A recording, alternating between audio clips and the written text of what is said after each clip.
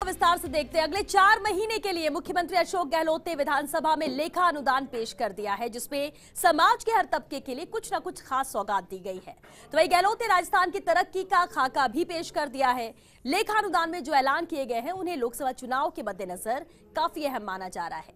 वही विशेषज्ञों ने तो इसे गहलोत का गेम चेंजर स्ट्रोक भी बता दिया और इस लेखा अनुदान में गहलोत विजन भी देखने को मिला। इस दौरान मुख्यमंत्री अशोक गहलोत ने जहां कांग्रेस सरकार की उपलब्धियां गिनाई, तो वहीं पूर्ववर्ती भाजपा सरकार पर भी जमकर तंज कसे। उन्होंने कहा कि पूर्ववर्ती बीजेपी सरकार ने राज्य को तरक्की की पटरी से नीचे उतारने का काम किया है और क्या कुछ खास रहा लेखा अनुदान के दौरान, देखिए ये खास रिपोर्ट।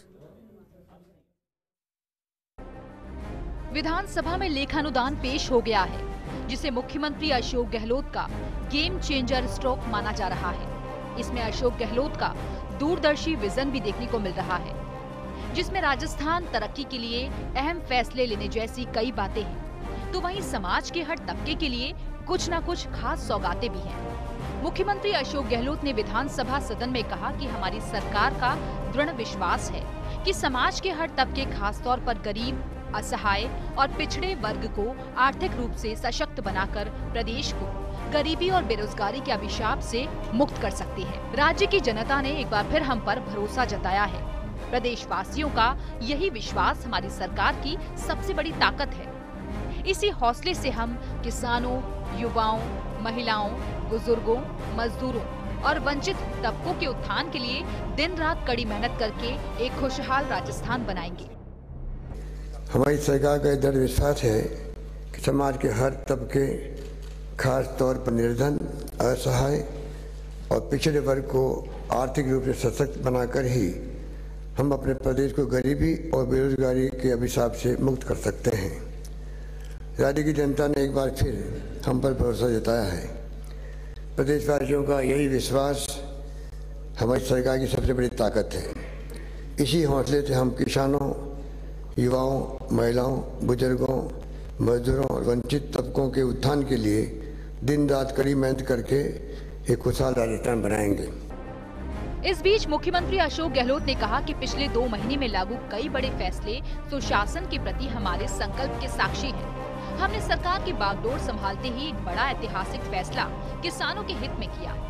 सहकारी क्षेत्र के समस्त श्रेणियों के किसानों की संपूर्ण अल्पकालीन फसली ऋण माफी का न सिर्फ ऐलान किया, बल्कि उसकी समयबद्ध क्रियान्विति के लिए योजना बनाकर उस पर अमल भी शुरू कर दिया है। गांव में पशुपालन भी रोजगार का मुख्य जरिया है।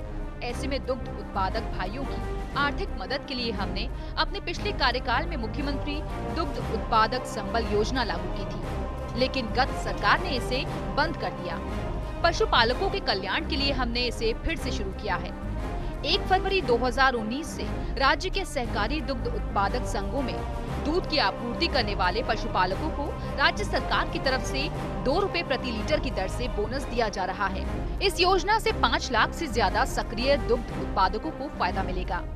राज्य मंत्रिमंडल ने अपनी पहली बैठक में ही बुजुर्गों को दी जाने वाली वृद्धावस्था पेंशन में बढ़ोतरी का ऐतिहासिक निर्णय लिया। ये बढ़ोतरी 1 जनवरी 2019 से लागू हुई। अब पेंशन में 500 की जगह 750 और 750 की जगह पर 1000 रुपए मिलने शुरू हो गए हैं। इसका लाभ लगभग 46 लाख पेंशनर्स को मिलेगा। हमने विशेष योजनाओं के लिए सरकारी सेवाओं में आरक्षण 3% से बढ़ाकर 4% कर दिया है। हमारी सरकार विशेष योग्यजन, विधवा और एकल नारी पेंशन राशि में भी जल्द बढ़ोतरी करेगी। हमने किसानों को वृद्धावस्था पेंशन देने का अभूतपूर्व कल्याणकारी फैसला लेकर एक अभिनव पहल की है। बालिकाओं को उच्च शिक्षा निःशुल्क देने के वादे को पूरा करते हुए कला, विज्ञान, वाणिज्य संकायों के स्नातक और स्नातकोत्तर की छात्राओं को सरकारी कॉलेज, विश्वविद्यालय स्तर की शिक्षा मुफ्त दी जाएगी। हरिदेव जोशी पत्रकारिता विश्वविद्यालय, भीमराव अंबेडकर विधि विश्वविद्यालय की फिर स्थापना की जाएगी। स्काउट आवासीय विद्यालय भी फिर से चालू करवाया जाएगा। महाविद्यालयों में गुणवत्ता विकास हेतु जिला स्तर पर सहायता के लिए resource assistance and college excellence RACE centres की स्थापना करवाई जाएगी। जनजातीय क्षेत्र में बांसवाड़ा, डूंगरपुर, सराड़ा, उदयपुर, पीपलखूट, प्रतापगढ़ में 4 नए आवासीय विद्यालय शुरू किए जाएंगे। जनजातीय क्षेत्र में सौर ऊर्जा आधारित 50 सामुदायिक जलोत्थान परियोजनाएं शुरू की जाएंगी, जिससे 1800 हेक्टेयर भूमि पर अतिरिक्त सिंचाई सुविधा उपलब्ध होगी। मुख्यमंत्री निशुल्क दवा योजना के तहत मिलने वाली दवाइयों का दायरा बढ़ाते हुए कैंसर, हार्ट, श्वास, गुर्दा रोग आदि की दवाओं को शामिल किया जाएगा। मुख्यमंत्री निशुल्क दवा योजना में रोगियों की सुविधाओं के लिए राज्य में 600 नए दवा वितरण केंद्र खोले जाएंगे। सीएम गहलोत ने कहा कि अपने वादों को पूरा करने के लिए हमने तुरंत कार्रवाई प्रारंभ कर दी है। हमें गांधी जी के इस कथन पर पूर्ण विश्वास है कि खुशी तब मिलेगी जब आप जो सोचते हैं, जो कहते हैं और जो करते हैं उनमें सामंजस्य हो। 1 फरवरी 2019 से राज्य के सहकारी दुग्ध उत्पादक संघों में दूध की आपूर्ति करने वाले पशुपालकों को दुग्ध संकलन कर पर राज्य सरकार द्वारा 2 रुपये प्रति लीटर की दर से बोनस दिया जा रहा है। इस योजना से 5 लाख से अधिक सक्रिय दुग्ध उत्पादक लाभान्वित होंगे। गरीब और बेसहारा लोगों को दी जाने वाली पेंशन उनके जीवन यापन का एकमात्र सहारा होती है।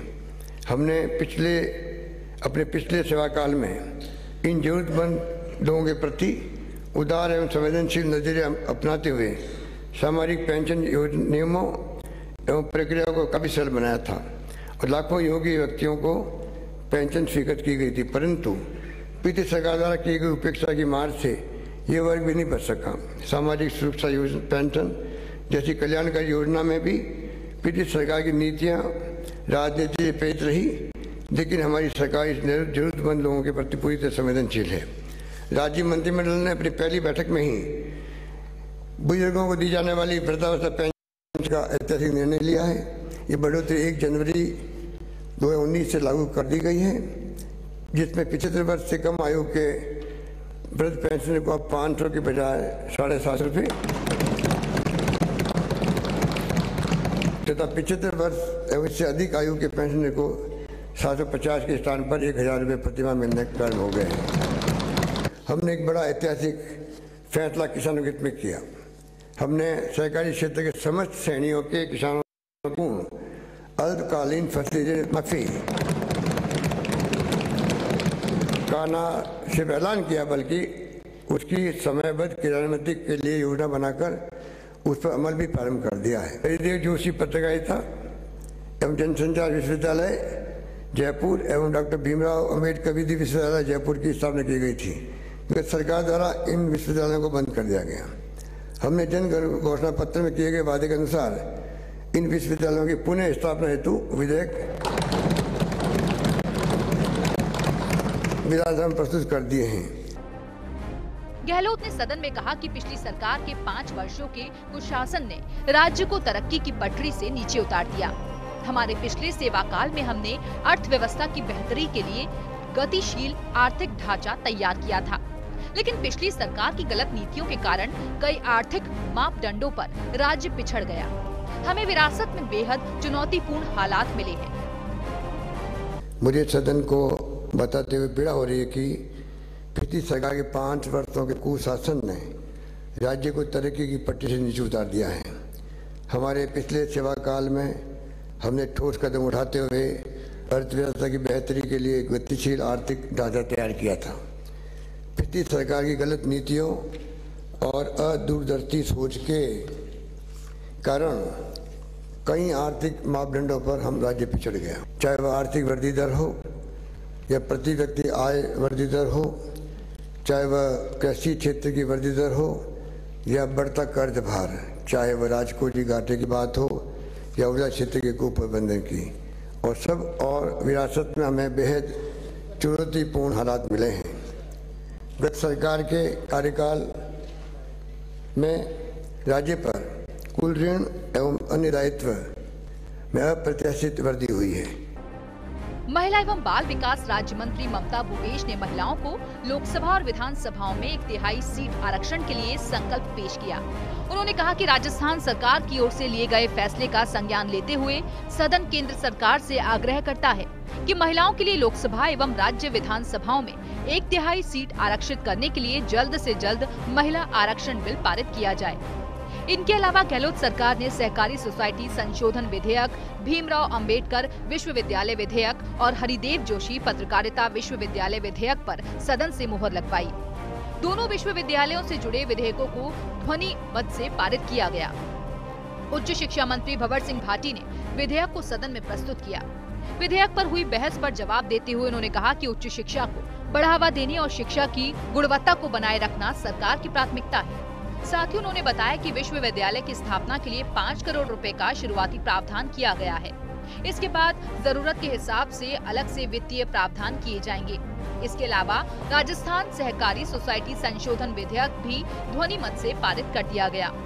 सहकारिता मंत्री उदयलाल आंजना ने विधेयक को सदन में प्रस्तुत किया। विधेयक पर हुई बहस का जवाब देते हुए सहकारिता मंत्री ने कहा कि विधेयक में संशोधन सरपंच, प्रधान, जिला प्रमुख, विधायक, सांसद सहित अन्य संबद्ध लोगों को ध्यान में रखकर बिना दुर्भावना के किए गए हैं। इससे राज्य में सहकारिता को मजबूती मिलेगी। इन अहम फैसलों से माना जा रहा है कि गहलोत सरकार ने लोकसभा चुनाव के लिए बेहतरीन कारपेट जरूर बिछा दिया है। Bureau report, first India news.